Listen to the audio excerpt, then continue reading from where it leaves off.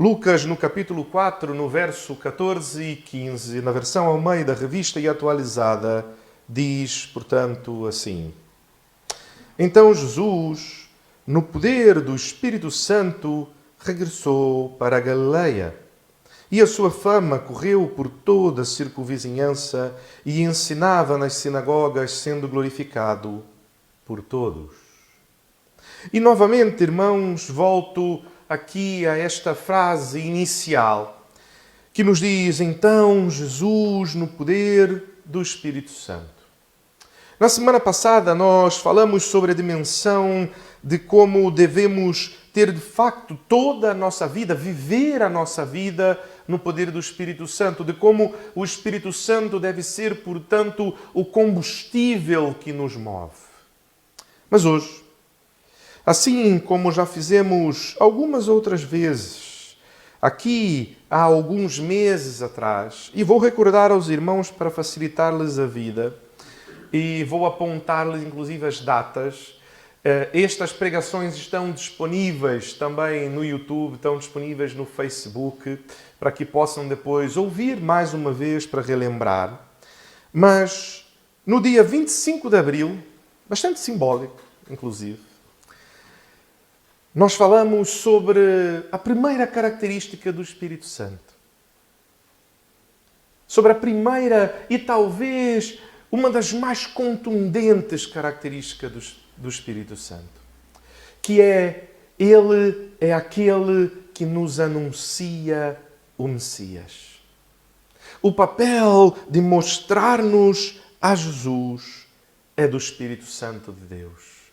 Aquilo que de facto nos abre, nos retira as escamas dos olhos. Aquele que tira de nós o coração de pedra e dá um coração de carne, capaz então de receber. Aquele que abre-nos os ouvidos e que nos capacita a ouvir é o Espírito Santo.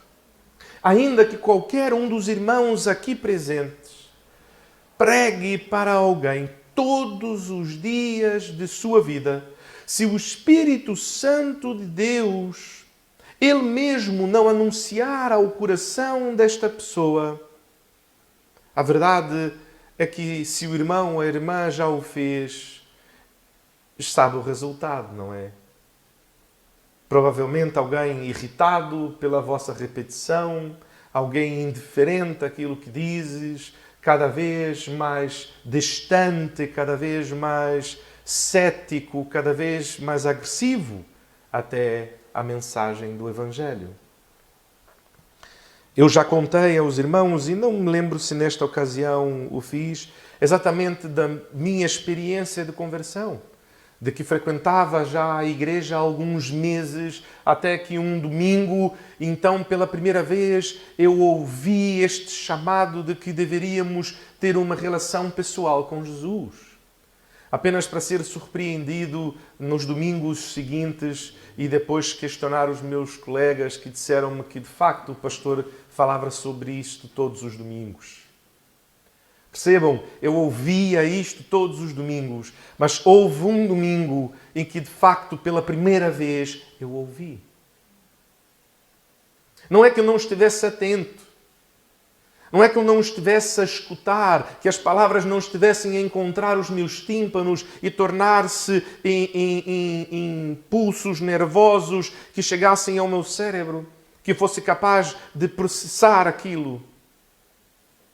Mas, apesar disso estar a acontecer, se o Espírito Santo do Senhor, Ele mesmo não nos anuncia, mas cabe a nós anunciarmos. E existe uma frase que aprendi quando comecei a aprender sobre evangelização. E hoje falamos sobre isso enquanto cantávamos: ide pregai, ide anunciai. Porque obviamente precisamos dizer, precisamos pregar, precisamos anunciar. Ah, pastor, mas o pastor acabou de dizer e relembrar que já estudamos isso, de que é o Espírito Santo de Deus que toca no coração da pessoa, é o Espírito Santo de Deus que anuncia. Sim, mas o Espírito Santo de Deus usa a tua boca e a minha boca para o fazer. Não quer dizer que toda vez que abrimos a nossa boca, o Espírito Santo está a fazer. Mas quer dizer que o Espírito Santo, Deus escolhe usar. Deus não precisa. E existem quantas histórias diferentes de pessoas que tiveram sonhos, que tiveram visões e conheceram e entregaram suas vidas a Jesus. Deus não precisa de si. Assim como um pai, e também há muito tempo ouvi esta história, achei bastante interessante, assim como um pai não precisa do filho para ajudar a lavar o carro. E que provavelmente o filho mais vai atrapalhar do que ajudar. Assim como uma mãe não precisa da filha ou do filho para ajudar a fazer a comida.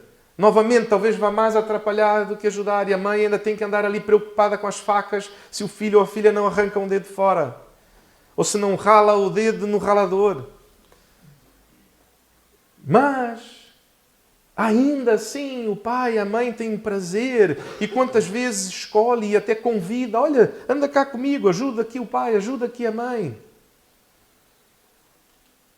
Deus escolhe-nos. Deus deseja que participemos, então precisamos abrir as nossas bocas. Mas é o trabalho do Espírito Santo de Deus. E então, um dos maiores evangelistas que não tive a oportunidade de conhecer pessoalmente, mas na eternidade certamente teremos boas conversas. Dr. Bill Bright, o fundador da missão conhecida naquela altura como Cruzada Estudantil e Profissional para Cristo nos Estados Unidos da América, que na Europa chama-se Agape e atualmente também mudou de nome para Cru. Ele dizia uma frase bastante interessante sobre a evangelização. Porque ele dizia que, portanto, diante desta realidade de que é o Espírito Santo que toca no coração das pessoas, o Espírito Santo que convence, como a palavra diz, é Ele que convence do pecado, da justiça e do juízo, Ele que nos aponta a Jesus, Ele que nos revela de facto quem Jesus é. Que então o nosso êxito ao testemunhar de Jesus não está ligado a se a pessoa no fim recebe a Jesus ou não. Porque isto não está em nossas mãos. Mas o êxito ao testemunhar consiste em tomarmos a iniciativa de partilharmos a Cristo no poder do Espírito Santo, deixando os resultados com Deus. Porque é Ele quem convence, é Ele quem toca, é Ele quem faz a obra. Devemos tomar a iniciativa. Devemos partilhar a Cristo, mas devemos saber que os resultados estão nas mãos de quem tem poder para transformar vidas. Portanto, no dia 25 de abril falamos sobre isto, sobre este primeiro papel do Espírito Santo. Depois, no dia 2 de maio, falamos sobre outras duas características, outros dois papéis do Espírito Santo. Que é Ele que nos ensina e nos faz lembrar. Ou seja, o Espírito Santo não apenas nos aponta para Jesus, o Espírito Santo não apenas nos mostra quem de facto Jesus é, Ele não apenas nos convence do pecado, da justiça e do juízo, Ele não apenas nos mostra que é Jesus quem nos pode salvar, que precisamos nos render diante dEle e nos leva aos pés da cruz em arrependimento, mas é Ele que nos ensina a verdadeira vontade de Deus para nós. E quem nós somos e quem nós fomos criados para ser diante de Deus. Mas nós falamos também sobre a nossa fragilidade. A fragilidade que nós temos em nossa memória. E eu, neste dia, falei com os irmãos e reafirmo, porque isto não mudou. E não mudou não é por uma falta de vontade do vosso pastor, muito pelo contrário, mas são características individuais. Eu sou muito bom em fisionomias. Mas eu sou péssimo com nomes. Péssimo. Eu sou capaz de conhecer alguém, saber o nome da pessoa, falar com a pessoa 2, 3, 4 vezes, chegar na 5ª vez e falar um nome completamente diferente. Talvez vá soar alguma coisa parecido, pelo menos na minha cabeça, mas um nome completamente diferente. Eu tenho uma dificuldade enorme com nomes. Mas sou capaz de lembrar da fisionomia de alguém muitos e muitos e muitos anos depois, mesmo a pessoa já estando bastante diferente, eu saber, conheço essa pessoa de algum lado. E a minha mente andar ali a buscar até de repente encontrar de onde é que conheço aquela pessoa. Mas a nossa mente é assim. Nós rapidamente nos esquecemos. Os irmãos, talvez, se pararem para lembrar, conseguirão fazer. E já desafiei os irmãos algumas vezes a tomarem nota daquilo que Deus fala com os irmãos, a tomarem nota dos vossos pedidos de oração e depois das respectivas respostas que Deus dá. Porque muitas vezes nós esquecemos daquilo que Deus faz. Esquecemos das bênçãos que o Senhor nos fez. Apenas para quando estamos em meio a momentos como partilhei com os irmãos hoje, rapidamente, quando cheguei cá à igreja. Exatamente, os irmãos podem perceber, a minha família hoje não está cá e partilhei agora há pouco um bocadinho sobre isto e os irmãos, o irmão Joel ainda brincava, é uma dose e dose tripla. É verdade, é verdade. Para em momentos como este, momentos de dor, momentos de incômodo, e os irmãos sabem como parte-nos o coração, tenho dormido muito mal, porque a Laurinha, com a dor que ela sente nos lábios, ela agora os últimos dias, pela graça do Senhor, os últimos 2, 3 dias, já não tem estado a sentir tantas dores durante o dia, se está a melhorar um bocadinho. Mas os primeiros 5 dias, ela passou o dia inteiro a chorar. Irmãos, quando digo o dia inteiro a chorar, não é uma figura de expressão.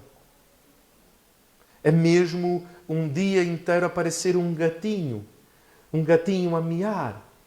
O dia inteiro, a madrugada inteira.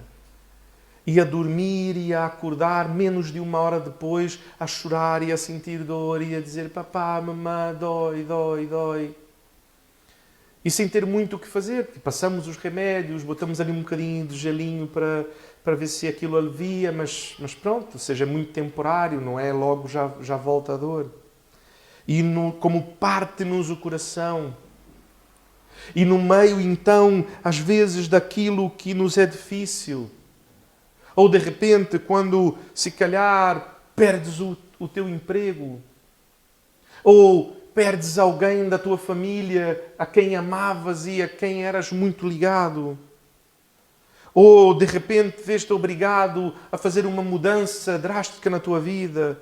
Ou vais ao médico porque, tenho sentido um bocado mal disposto. E, de repente, o médico diz, olha, tens aqui uma doença muito séria, precisa fazer mesmo uma intervenção cirúrgica. E, de repente, em tudo isso, situações que lhe tiram do teu eixo, que arrancam para fora da tua rotina. Para no meio dessas situações não conseguirmos lembrar de uma coisa, de um momento em que Deus ouviu as nossas orações e foi fiel. Esquecemos-nos muito rapidamente. Não são apenas os outros que nos dizem, mas quantas vezes, se calhar, nós mesmos já dissemos, acho que Deus já não sei se Deus ama-me. Já tenho dúvidas se de facto Deus importa-se comigo. Apenas para depois sentirmos um bocado de vergonha daquilo que dissemos depois de passada a situação. Porque de facto não importa o que aconteça. E hoje novamente lemos este texto que já aqui há algumas semanas falamos exatamente sobre isto, de quem nos separará do amor de Cristo. Não há nada poderá nos separar do amor de Deus que está em Cristo Jesus, o nosso Senhor. Não há espada, não há dor, não há nada, nem a morte, nem vida, nem coisas no presente, nem por vir, nem coisas neste mundo, nem na eternidade, nada. Mas a nossa memória é frágil. É frágil de tal maneira que precisamos não apenas de alguém que nos ensine, não apenas de alguém que nos revele, não apenas de alguém que nos ensine, mas de alguém que nos relembre. E alguns são mais delicados que outros. E talvez em nossos dias as igrejas tenham um excesso de delicadeza, e vou dizer isso com todo respeito às senhoras, e as senhoras vão perceber também o que quero dizer. Que eu percebo que as senhoras precisam de mais delicadeza, não é? E, portanto, tenho certeza que o Espírito Santo, quando as vai relembrar, diz: olá, como está? Olha, lembra-te daquela vez que Deus fez assim. Eu tenho certeza que não te esqueceste daquela ocasião em que também passaste por isso. E que em meio à dor oraste. E que passados os dias o Senhor enviou a resposta. E com delicadeza, com doçura, o Espírito Santo então tenha falado. Mas eu também tenho certeza que se o Espírito Santo falasse assim com os senhores, não resultaria da mesma maneira. E como Deus é muito criativo e age de multiformas, com os senhores, o Espírito Santo, eu creio que já seja um bocadinho mais diferente. E que já seja mais um... Então, estás passado da cabeça ou quê, pá? Estás tonto? Estás a esquecer agora? O campeonato de Benfica não esqueceste.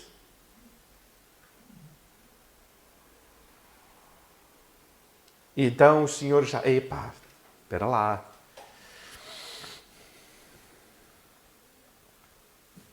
Porque precisamos de alguém que nos relembre. Nos relembre nestes momentos de dor, mas não apenas neste momento de dor. Mas também naqueles momentos em que tudo nos vai bem, não é? Porque muitas vezes somos tentados, e como os irmãos sabem, eu já trabalhei com atletas e é um dos ministérios que desejo retomar assim que for possível aqui em nossa cidade. Investirmos nesta área. E uma das coisas é que muitas vezes é muito fácil para um atleta lembrar do Senhor quando perde. Porque quando é derrotado diz: Senhor, porquê, Senhor? É mais fácil, não é? Mas quando vence, eu sou o maior. Eu sou o maior. Percebem a diferença? Na derrota, muitas vezes, é Senhor. E de repente parece que Deus está no centro de tudo. Mas quando vence, eu sou o maior. Eu sou o campeão. A medalha está no peito de quem? O troféu está na mão de quem? Portanto, o campeão sou eu. E muitas vezes, quando a vida nos vai bem e quando tudo corre bem, também somos tentados a esquecer. E precisamos de alguém que nos relembre. Mas o papel do Espírito Santo não para aí. E nós, nas últimas semanas, temos visto como Jesus insistido e falado e voltado, como para nossa vergonha, e repito mais uma vez, para que fique claro, para que entre em vossas mentes, em vossos corações, para que vocês sejam ensinados, não apenas para que lhes seja revelado, mas que lhes seja ensinado, e não apenas ensinado, mas relembrado, que para nossa miséria, porque o vosso pastor está incluído nisto, para nossa miséria, para nossa vergonha, Jesus, que era Deus, abriu mão da sua glória e tornou-se homem. E como homem, viveu a sua vida guiado pelo Espírito Santo de Deus. Peço perdão aos irmãos. O pecado de Adão Não foi comer uma maçã. Ou seja, qual for outra fruta, outro fruto que nós conhecemos. O pecado de Adão foi a desobediência a Deus. E uma desobediência fundada no desejo dele mesmo conhecer o bem e o mal, para que ele mesmo julgasse todas as coisas e ele mesmo pudesse fazer por si as suas escolhas.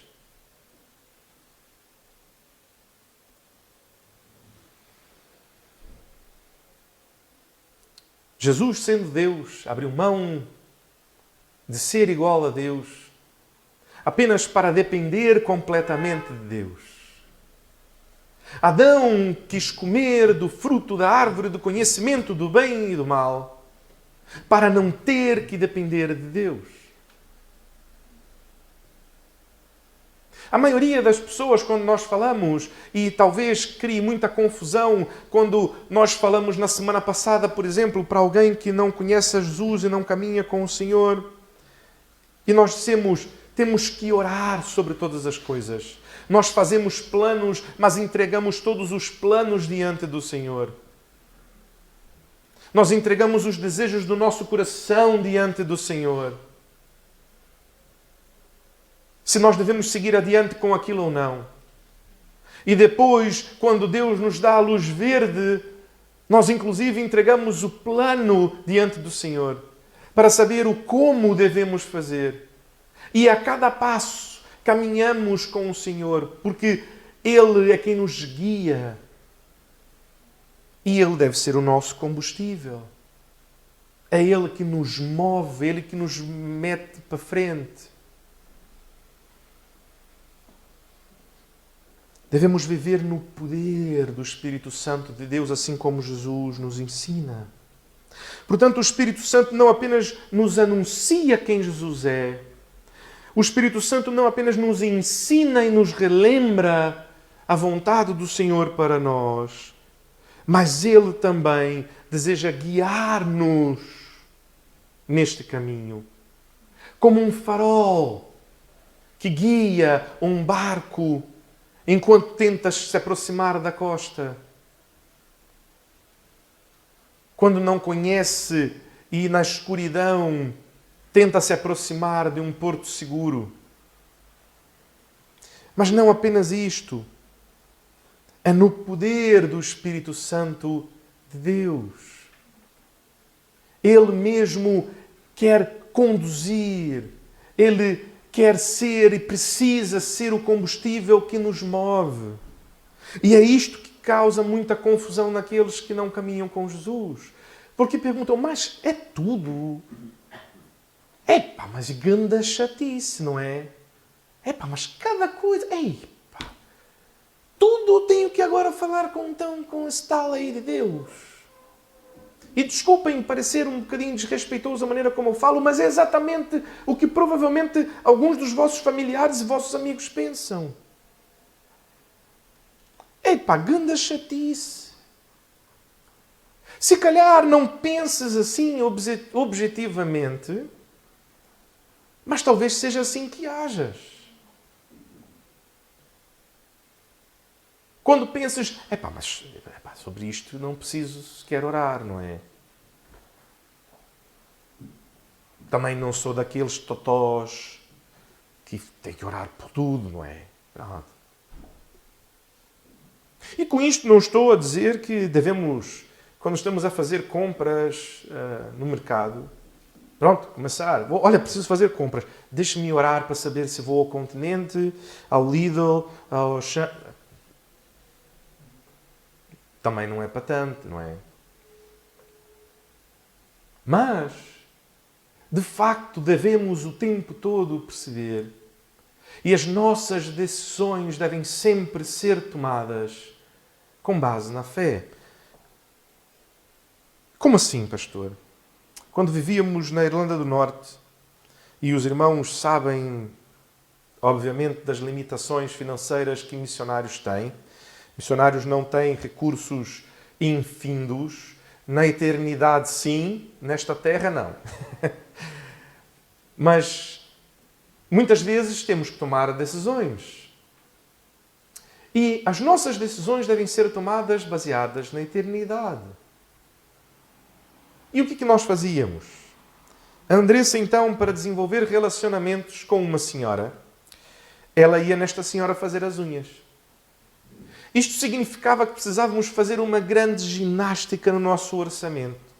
Porque não caberia. Não caberia. Mas nós sabíamos que aquele relacionamento era um relacionamento necessário. Nós víamos que Deus desejava que nós desenvolvêssemos um relacionamento com aquela família. E então a Andressa, todos os meses, ia fazer unhas com aquela senhora. E toda vez que ela entrava no carro, eu a buscava e ela dizia: amor, ora por mim. Porque eu estou a me sentir exausta espiritualmente. E isso foram meses.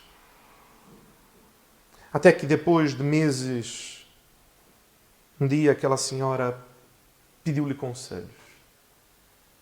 Essa senhora que no começo, um bocado, quase que zombava um bocadinho daquilo. Não sei como é que consegues, não sei como é que acreditas tanto nisto, eu não sei como é que consegues pensar assim, ou viver assim, ou fazer assim.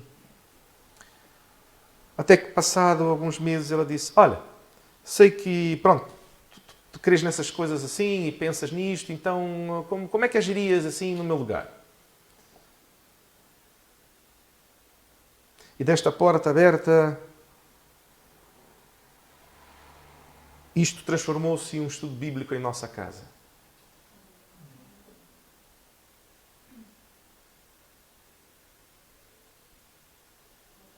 E aquela senhora que era afastada do Evangelho voltou para Jesus.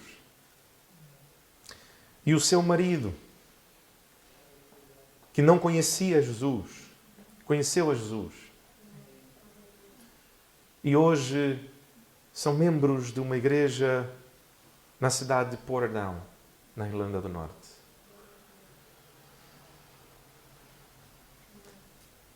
Eu preciso orar para saber se vou fazer a unha ou não. E manda mais os homens, não é? As senhoras dizem: olha, amor, eu preciso, se calhar, precisava fazer aqui as unhas e tal. Os homens já precisam assim: deixem lá dessas coisas, isto são... não precisamos disto. Resolve isto de uma maneira muito melhor ou mais barata.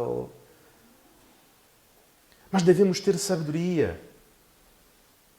E cada relação que temos, devemos ter de maneira intencional.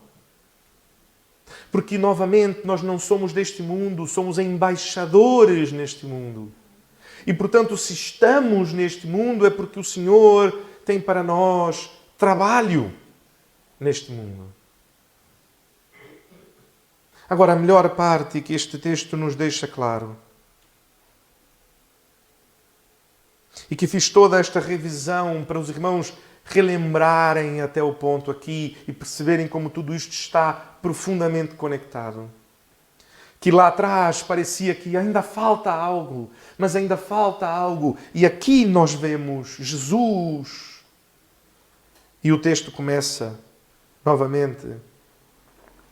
Jesus, no poder do Espírito Santo, regressou para a Galileia e sua fama correu por toda a circunvizinhança e ensinava nas sinagogas, sendo glorificado por todos. Jesus, então, a sua fama correu porque ele era muito eloquente, muito capaz, muito inteligente. É isto que o texto nos diz? Não. É porque Jesus, quando ele sai do deserto, é porque Jesus orava muito e jejuava muito e era muito capaz. E eu, novamente, irmãos, vou pontuar isso aos irmãos, e ainda esta semana impressiona-me. Eu creio que disse isso na semana passada, mas isto é algo que tem marcado tanto no meu coração. Eu quero dizer novamente aos irmãos, não é o que os irmãos fazem, nem o quanto os irmãos fazem. Porque senão voltamos à religiosidade. E eu disse isso na semana passada, porque já estava tudo lá antes de Jesus e éramos incapazes de fazer. Portanto, não é se eu oro mais ou se leio mais a Bíblia, porque inclusive, esta semana ouvi uma pessoa que fez uma pergunta ao pastor John Piper a perguntar por que existem tantos PhDs em teologia que são adúlteros. E ele disse a resposta que, olha, eu daria e concordo com ele 100%. Porque não conhecem a Deus. Conhecem a letra, mas não conhecem ao Deus da palavra. E de que adianta conhecer a palavra e não conhecer ao Deus da palavra? Portanto, não é o quanto se estuda, porque não são apenas PhDs, porque alguns vão dizer, pois é, por isto é que eu não confio muito nestes homens que são muito de estudar a Bíblia. A coisa mesmo é orar. Irmãos, eu conheço muitos pastores, muitas mulheres que sempre foram, muita oração, muita oração, muita oração, e que também foram adúlteros, ladrões, e que fizeram, não eram antes de serem crentes, religiosos. Porque não tem a ver com isto. Porque senão vira religião. É religiosidade. Mas ao contrário, como temos insistido do Salmo 1, o que o Salmo 1 nos diz é que o seu prazer está na lei do Senhor e na sua lei medita de dia e noite. Ele não medita de dia e noite na lei do Senhor porque sabe que é assim que vai ser mais bem visto na comunidade, assim que vai ser mais bem aceite, assim é que vai conseguir falar melhor, então os irmãos vão bater palmas melhor. É assim que vai, e portanto vai ganhar um status na sua comunidade de fé. Ele o faz porque ama a palavra do Senhor. Porque foi transformado e esta transformação gera algo. Portanto, estuda a palavra e ora e louva e caminha com o Senhor e depende dele porque o ama. Maria Madalena, quando joga-se aos pés de Jesus e chora, enxuga seus pés com os seus cabelos e lança-lhe perfume aos pés. Volto nesta história mais uma vez. O que Jesus diz é que o seu grande amor demonstra que seus muitos pecados foram perdoados. É a lógica ao contrário do que normalmente as pessoas pensam. Ela o faz não para alcançar. Porque fazer para alcançar é religião. E quem faz para alcançar, deixa-me lhe dizer, não só não vais alcançar nada, como já perdeste tudo.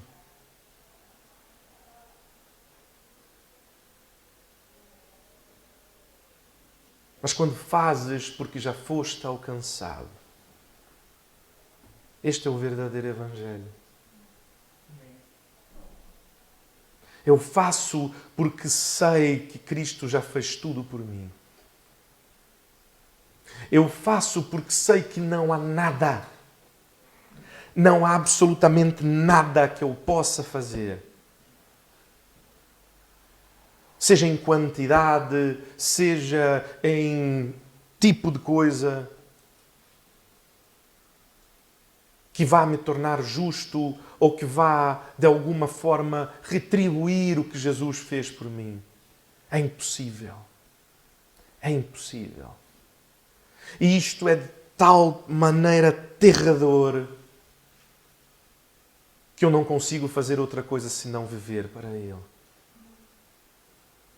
Porque Ele resgatou-me.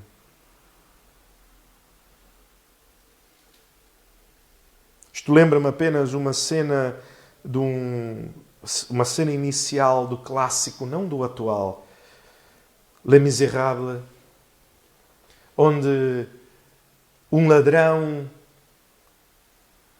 um sem-teto, é abrigado por um padre apenas para que este sem-teto roube a igreja e fuja na madrugada.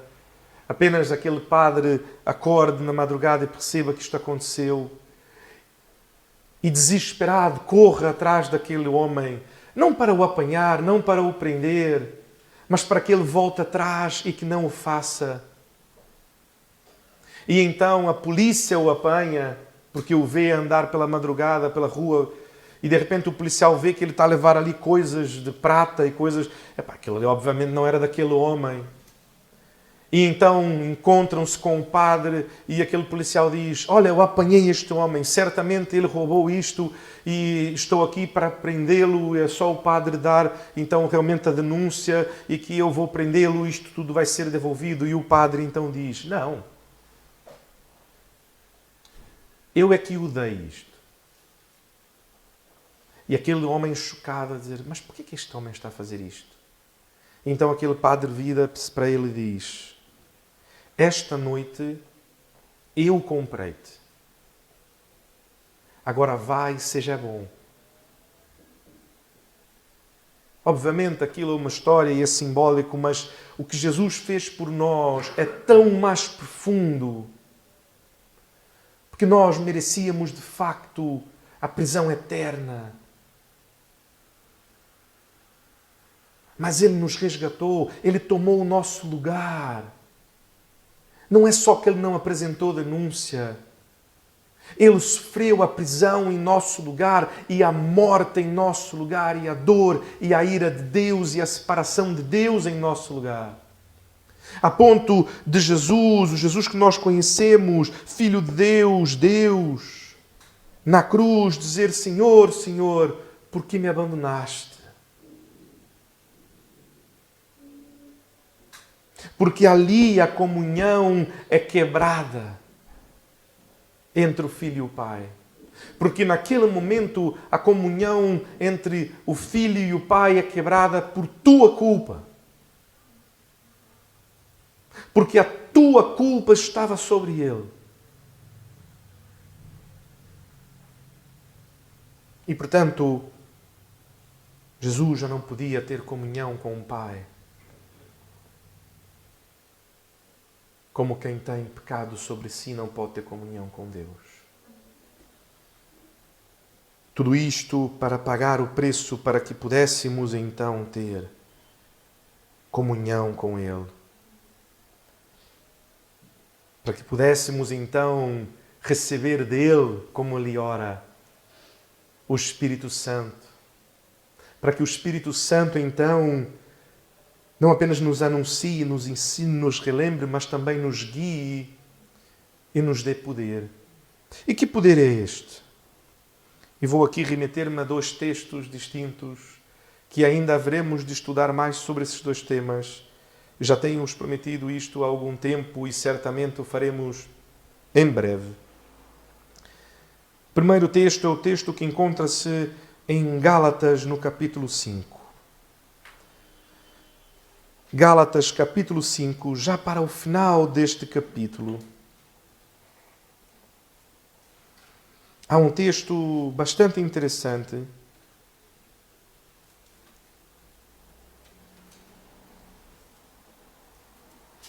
Onde a partir do verso 16 ele fala sobre as obras da carne e o fruto do Espírito.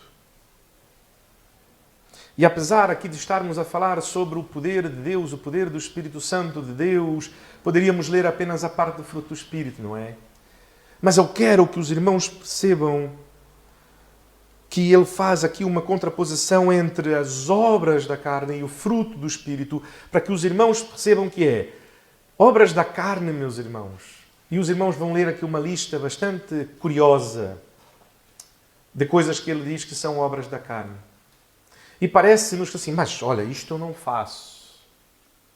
Mas o nome que ele dá, ele diz, as obras da carne, o esforço da carne, aquilo que fazes pela tua própria força. O resultado é este. Sempre. Se não for uma coisa, é outra. Há de encaixar-se sempre para algum lado. Encaixa-se onde? Verso 16. Digo, porém, andai no Espírito e jamais satisfareis a concupiscência da carne, os desejos da carne, as vontades da carne. Porque a carne milita contra o Espírito, luta, batalha. A carne deseja tomar o sítio do Espírito em nossas vidas. E o Espírito contra a carne, porque são opostos entre si, para que não façais o que porventura seja do vosso querer, porque o vosso querer é o querer da carne. Mas, se sois guiado pelo Espírito, e estávamos aqui a falar de ser guiados. Jesus era guiado. Ele foi guiado pelo Espírito Santo para o deserto. Mas se sois guiado pelo Espírito, não estais sob a lei. Ora, as obras da carne são conhecidas e são prostituição. Irmãos, prostituição, e o termo aqui, as pessoas pensam logo na prostituição no sentido que nós conhecemos mais moderno, no sentido mais estrito. E o termo aqui é um sentido muito mais amplo. É todo tipo de relação sexual fora da bênção do casamento. Simples quanto isto. Qualquer tipo de aberração, e o nome é mesmo este, aberração. Porque se Deus criou homem e mulher para dentro da instituição do casamento relacionarem-se sexualmente, e é uma bênção, e aqui está outro tema que muitas vezes temos medo ou receio ou dificuldade em falar dos púlpitos, mas deveríamos falar mais. Qualquer coisa que fuja ao padrão divino é de facto uma aberração. E a esta aberração dá-se o nome prostituição. Qualquer um que pratica qualquer coisa que esteja fora do padrão de Deus, o nome bíblico para tal coisa é prostituição. Impureza. Impureza, e se nós lembrarmos o padrão bíblico de impureza, é tudo aquilo que não é dedicado ao Senhor. É tudo aquilo que é dedicado a outros deuses. E lembrem-se do que Jesus disse. Não há como servir dois senhores, a Deus e ao dinheiro. O que é que Jesus ensina então neste momento? É que deuses não são necessariamente apenas coisas a que dizemos são deuses. Deuses são qualquer coisa que metemos no lugar de Deus. Portanto, impuro é tudo aquilo que está no lugar que deveria ser de Deus. E se nós temos a ver com qualquer coisa que está no lugar que deveria ser de Deus, isto é impuro. E lidar com isto é impureza. Lascívia, que é o desejo sexual, não apenas a prostituição, que é de facto concretizar o facto, mas o próprio desejo lascivo também como obra da carne. A idolatria, novamente, a idolatria que é colocar coisas no lugar de Deus, no lugar que deveria ser apenas dele. Feitiçarias. Feitiçarias são acreditar em poderes para além daquilo que podemos perceber, que podem nos ajudar a, quem sabe, conseguir aquilo que desejamos. Inimizades, porfias, confusões, ciúmes, iras, discórdias, dissensões, facções, invejas, bebedices, glutonarias e coisas semelhantes a estas, a respeito das quais eu vos declaro, como já outrora vos preveni, que não herdarão o reino de Deus os que tais coisas praticam. A obra da vossa carne, aquilo que fazes com a tua própria força, terminará em uma dessas coisas. O combustível da vossa ação é um desses. Toda ação humana, toda ação da carne tem como combustível ou a prostituição, ou a impureza, ou a lascívia, ou a idolatria, ou a feitiçaria, ou inimizades, ou porfia, ou ciúmes, ou iras, ou discórdias, ou dissensões, ou facções, ou invejas, ou bebedices, ou glutonarias, ou coisas semelhantes a estas, porque a lista não pararia por aqui. Este é o combustível da carne humana. Pastor, mas eu conheço pessoas que não são crentes e que são pessoas muito sérias e que, por exemplo, são muito estudiosas e que são muito disciplinadas para estudarem e que conseguiram ir longe na vida, são pessoas muito inteligentes, muito bons profissionais. O nome disto é idolatria. O que as move é a idolatria que têm pela sua profissão, pela sua formação académica e, portanto, isto está no lugar que deveria ser de Deus.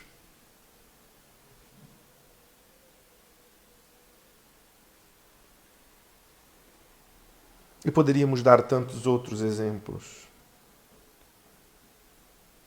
Mas então ele nos diz, mas o fruto do Espírito. E vou dar apenas aqui um pequeno insight para os irmãos. E em breve faremos uma série sobre o fruto do Espírito. Mas a primeira coisa que nós vemos aqui é que ele diz, mas o fruto do Espírito. Repare que ele não diz os frutos do Espírito, mas ele diz no singular, o fruto. Significa que as características que se seguem, elas existem todas em harmonia, completas, perfeitamente em unidade. Que tudo aquilo que ele diz a seguir são características deste mesmo fruto. Que são coisas que nós já experimentamos ou conseguimos experimentar ou conseguimos até pela nossa própria força, não é? Fazer ou durar. Mas que eu tenho certeza que qualquer um aqui, se for honesto, será obrigado a dizer que não conseguirá jamais ter completamente todas essas características de forma plena, ao mesmo tempo, todas a funcionar. E ele diz que o fruto do Espírito é amor, alegria, paz, longanimidade, benignidade, bondade, fidelidade, mansidão, domínio próprio. Contra essas coisas não há lei.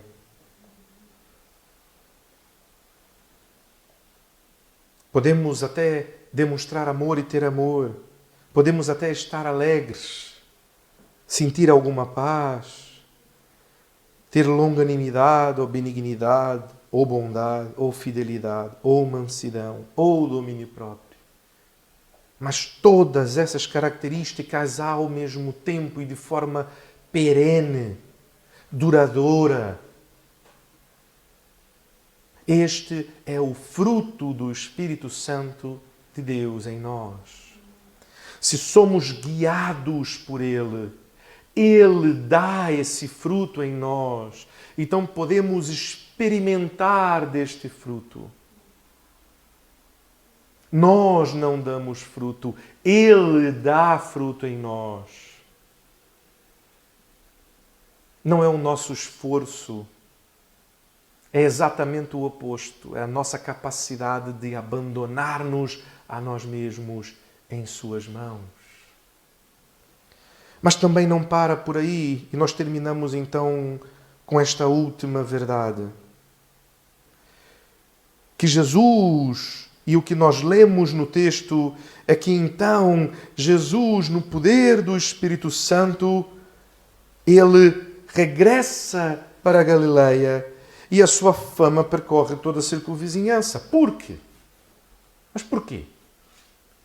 E ele diz, e ensinava nas sinagogas, sendo glorificado por todos. Ele ensinava nas sinagogas, ele no poder do Espírito Santo, ele ensinava nas sinagogas, e então a sua fama corria a circunvizinhança. Hoje esteve lá na sinagoga um homem, Jesus, que é de Nazaré. Ele ensinou de uma maneira que eu nunca ouvi antes ninguém falar da Torá daquela maneira.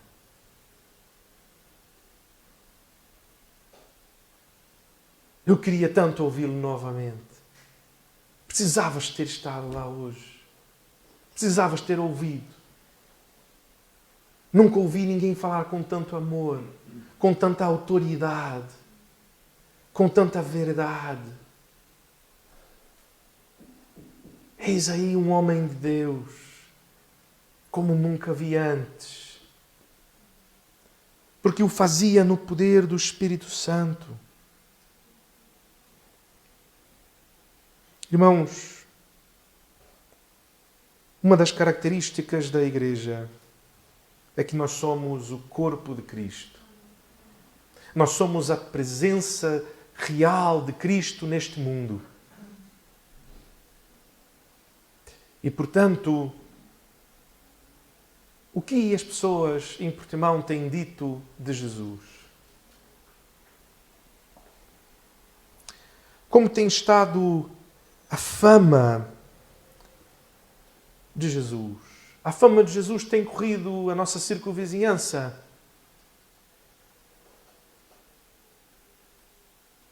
Porque o seu corpo, no poder do seu Espírito Santo, tem agido neste mundo. Se não há algo mau.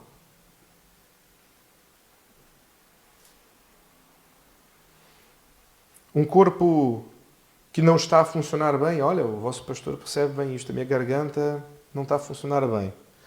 Eu ali comecei a cantar e parei porque pensei, olha, se eu continuar a cantar, se calhar eu já não vou ter voz para terminar a pregação. Se calhar nem para começar. E quando uma parte não funciona bem, é apenas a minha garganta que está inflamada. É apenas a minha garganta, nada mais. É um bocadinho. Nada mais. O suficiente para ter tido, durante 2 madrugadas seguidas, 40 graus de febre. O corpo inteiro sofreu. Eu, quando tomo uma medicação, eu faço pela boca. E ela desce para o estômago. Imagina se o estômago dissesse, epá, eu não tenho nada a ver com isto. Isto é na garganta que resolva-se. Eu não vou aqui andar aqui a levar com... Imagina o fígado, os rins, que têm que processar tudo isto. Dizer, olha, isto não é trabalho meu, estou sobrecarregado. Imagina, tantas medicações assim. Agora, tudo isto por causa da garganta. Quem a garganta acha que é? Nós não estamos aqui a ficar a ter que suportar gargantas. Se calhar temos que chamar uma assembleia a excluir a garganta. Fica mais fácil.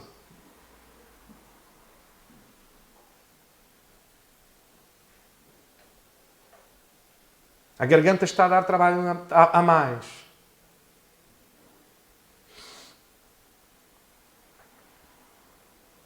Somos um corpo. E como corpo devemos todos estar ajustados. Todos temos o nosso papel. Todos temos o nosso sítio. E a maneira como Deus o fez, e terminamos assim, ao ler as Escrituras em 1 Coríntios, no capítulo 12. Um texto também bastante conhecido de todos os irmãos. Porque Paulo diz a mesma coisa que eu digo então aos irmãos. E também faremos uma série sobre dons espirituais. Exatamente porque digo aos irmãos aquilo que o apóstolo Paulo diz aos irmãos em Corinto. Que a respeito dos dons espirituais não quero, irmãos, que sejais ignorantes. Sabeis que outrora, quando erais gentios, deixavas conduzir-vos a ídolos mudos, segundo erais guiados. Por isso vos faço compreender que ninguém que fala pelo Espírito de Deus afirma anátema Jesus. Por outro lado, ninguém pode dizer Senhor Jesus senão pelo Espírito de Deus, pelo Espírito Santo. Ora, os dons são diversos, mas o Espírito é o mesmo. E também há diversidade nos serviços, mas o Senhor é o mesmo. E há diversidade nas realizações, mas o mesmo Deus é quem opera tudo em todos. A manifestação do Espírito é concedida a cada um visando um fim proveitoso, porque a um é dada mediante o Espírito a palavra da sabedoria, a outro, segundo o mesmo Espírito, a palavra de conhecimento. Percebam aqui a diferença. Sabedoria é a aplicação do conhecimento, é o conhecimento em prática. Conhecimento é o conhecimento. Ou seja, a um é dado o conhecimento, a outro é dada a sabedoria. Mas como é que pode ter sabedoria sem ter conhecimento? Pois, então este precisa deste, não é? E este precisa deste, não é? Porque se este só tem conhecimento, mas não tem sabedoria, de nada serve. Este tem sabedoria, mas ele precisa ter o conhecimento para aplicar. Então, ele precisa do outro, não é? Há outro, no mesmo espírito, a fé. Porque o que vai acontecer é que nós, ao sabermos tudo e termos sabedoria para agir, mas precisamos ter fé para agir, porque é pela fé que nós cremos. Mas se também a nossa fé não tem conhecimento nem a sabedoria, de nada serve. Há outro, no mesmo espírito, dons de curar. Há outro, operações de milagres. Há outros, profecia. Há outro, discernimento de espíritos. Há outro, variedade de línguas. Há outro, capacidade de interpretá-las. Mas um só, o mesmo Espírito, realiza todas as coisas, distribuindo-as como lhe apraz a cada um individualmente. Irmãos, Jesus começa o seu ministério no poder do Espírito Santo. O poder do Espírito Santo está disponível para esta igreja.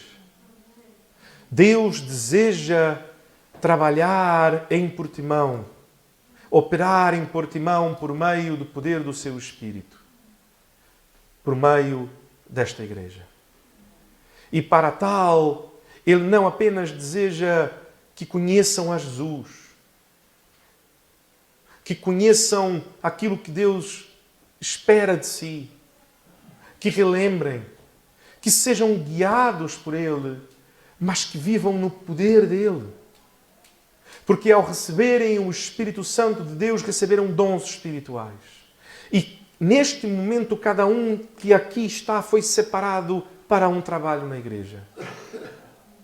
E, portanto, alguns às vezes questionam-me, pastor, mas não há trabalho para todos. Eu digo, meu irmão, para dizermos que não há trabalho para todos, talvez chegasse o dia que a nossa igreja tivesse... Portimão tem aproximadamente 50 mil habitantes. Quando a nossa igreja tivesse aí 60 mil membros, talvez eu dissesse, olha, se calhar hoje já não tem trabalho para todos, porque tem mais membros do que moradores.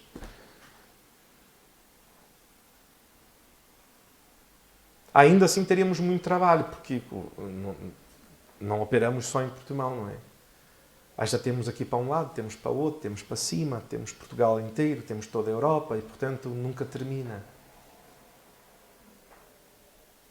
Se há pessoas a trabalho, se há pessoas sentadas sem trabalhar, o que temos é um corpo a morrer. Um corpo, todas as células estão a funcionar. Uma coisa morta num corpo é perigosíssima.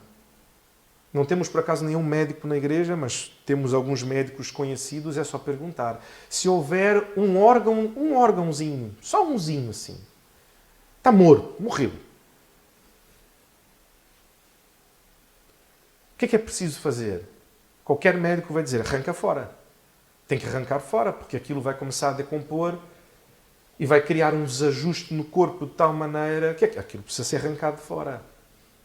Calma, não estou a dizer que se o irmão ou a irmã não está a fazer nada na igreja, precisa ser arrancado fora, não é isto. O que eu quero dizer é exatamente o contrário. É que o Espírito Santo de Deus, ao entrar na sua vida, deu-te um dom. E nós queremos descobrir, junto consigo, queremos ter o compromisso como igreja, como comunidade, como corpo, de ajudar-te a descobrir o teu lugar. E fique tranquilo. Ouvi um grande líder uma vez a dizer que isto não é como se fosse alguém a saltar numa piscina. E a dizer assim, olha, então vou entrar na piscina. E de repente salta na piscina, aqui é o meu lugar.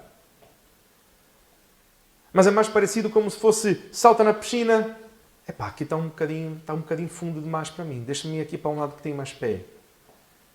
Epá, mas eu queria estar ali mais perto da borda, se calhar a borda está mais quentinha, a água está um bocadinho fria. Epá, mas aqui não é ainda o sítio ideal, se calhar eu ia ali para aquele outro lado. E está tudo bem. Porque nós vamos a caminhar e a descobrir aquilo que o Espírito Santo nos deu como dom, como talento, como habilidade e o nosso lugar no corpo.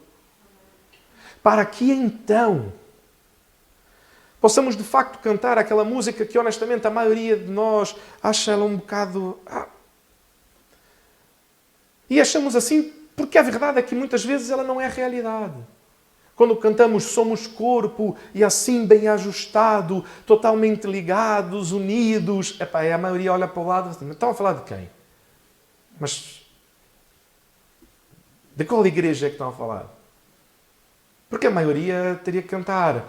Não somos corpo, somos um bando de desajustados, totalmente desunidos.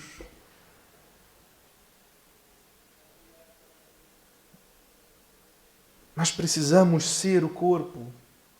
Este corpo ajustado, unido, a caminhar em unidade, servindo ao Senhor em amor, liderados pelo cabeça que é Cristo.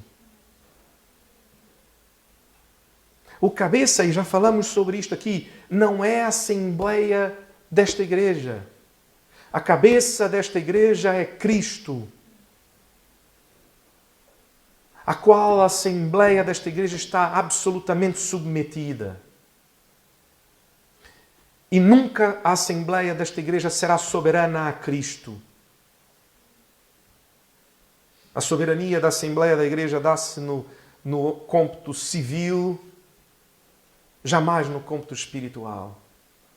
E é apenas uma representação de nós querermos que Cristo, por ser o cabeça da igreja e viver em nós, Ele expressa por meio de cada um de nós, como igreja, como seu corpo, em unidade, reunidos em sua presença, sob o seu poder, sob o temor do seu nome,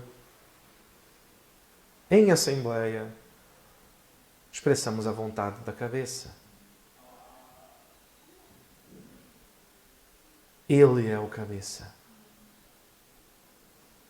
Então, o seu poder, ao agir em nós e através de nós como igreja, cada irmão bem ajustado, no seu sítio, no seu lugar, a fazer a obra que Deus chamou, que preparou, que está a conduzir para fazer.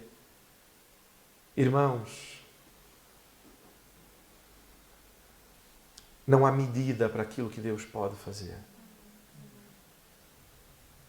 Não há medida.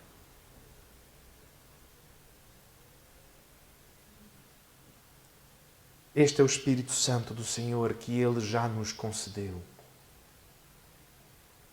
Que age em nós para dar o seu fruto e enche-nos do seu poder com dons espirituais para agir conforme a sua vontade. Conheces o dom que Deus lhe deu? O que anda a fazer com ele? Tem-o escondido? Enterraste-o?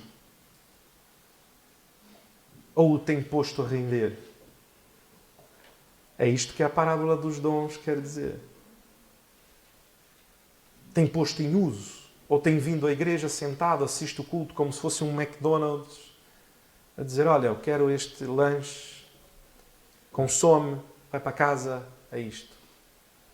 Isto não é um lugar de consumo. Isto é um lugar de serviço.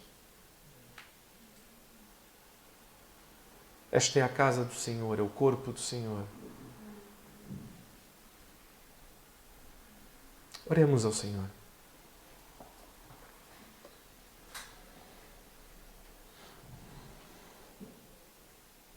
Senhor, somos o teu corpo.